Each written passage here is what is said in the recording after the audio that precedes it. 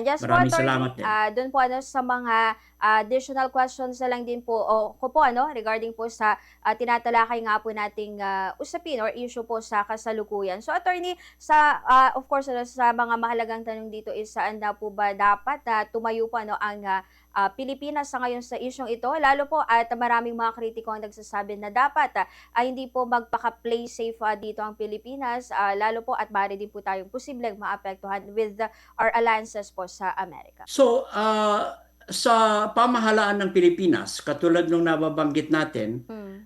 anuman yung administrasyon, anuman ang alyansa at anuman ang pressure mula sa labas, mahalaga na manindigan tayo sa sarili nating saligang batas, no?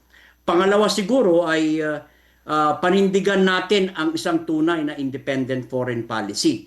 Wag katulad ng binanggit natin, dahil ang Pilipinas ay isang bansang dumaan sa kolonyalismo, sa pananakop at dayuhang pamamahala, no? So alam natin hindi sa teorya kundi sa karanasan, no, na ang pansamantalang pamamahala ay bagamat mabuti yung intensyon ay kadalasan ay nauuwi sa pangmatagalang domination, no? Kaya ang mahalaga rito, tandaan natin na ang soberenya ay hindi gantimpala, no?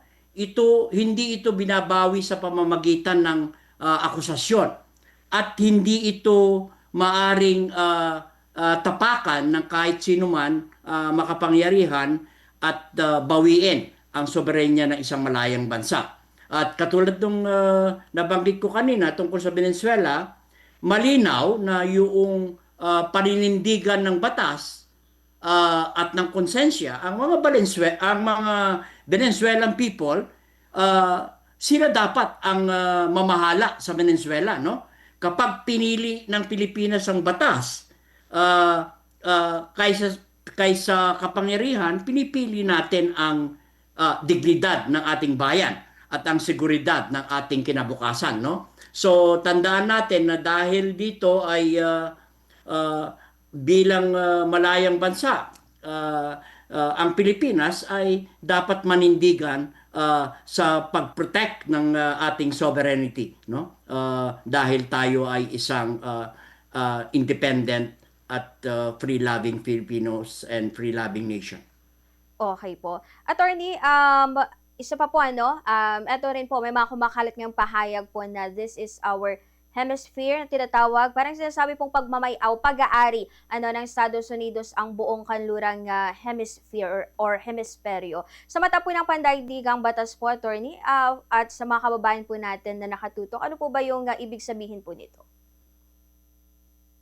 Well, yung pahayag, no, alam mo, nakaugat yan sa, kung maaalala ninyo in 1823, ay meron tayong tinatawag na Monroe Doctrine, no?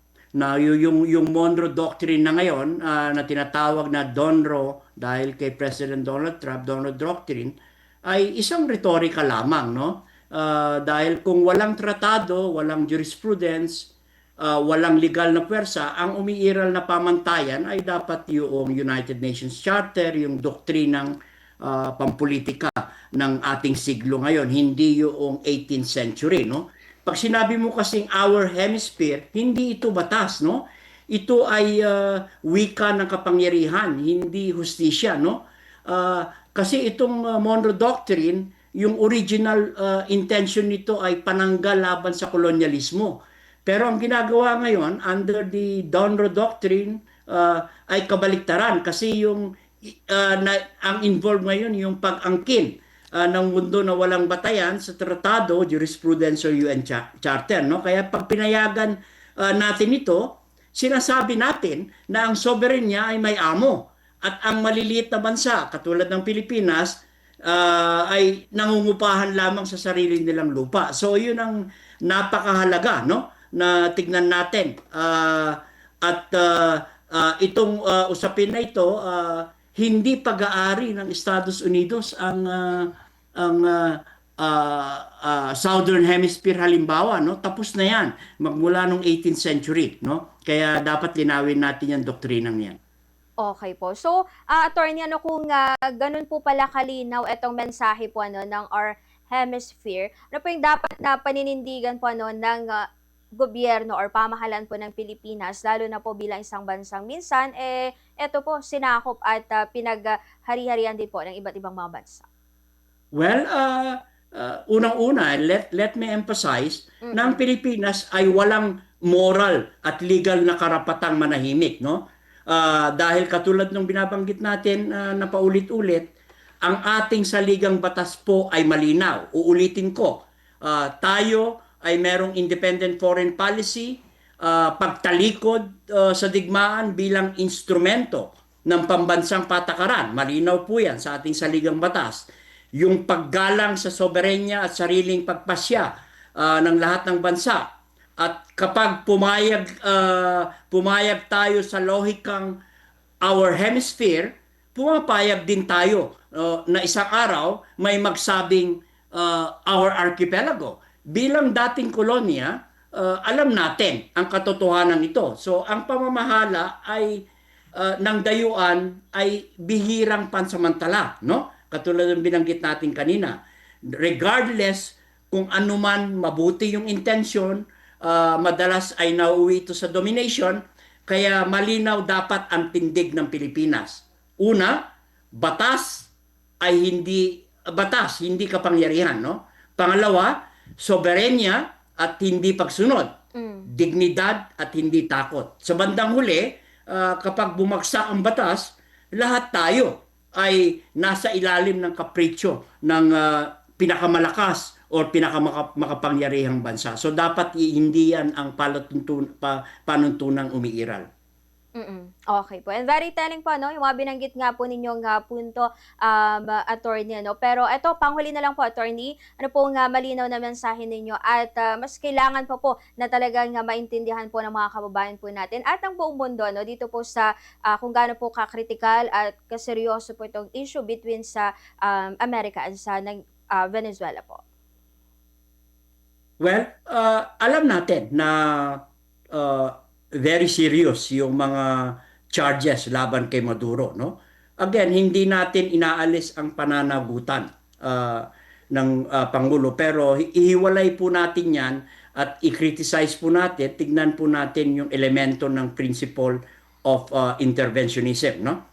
Or yung prinsipyo na manghimasok ka sa ibang bansa at kontrolin mo yung likas yaman ng bansang yan, katulad ng langis na pinag-uusapan natin, no? So sa kahuli-hulihan ay dapat bigyan natin ng respeto at dignidad ang bansa at let Venezuelan people control and at the same time lead their nations, no? Sila ang merong karapatan to self-determination, sila ang dapat mamahala sa kanilang buhay at lahat ng kalakaran sa Venezuela, hindi ibang bayan, hindi ibang bansa.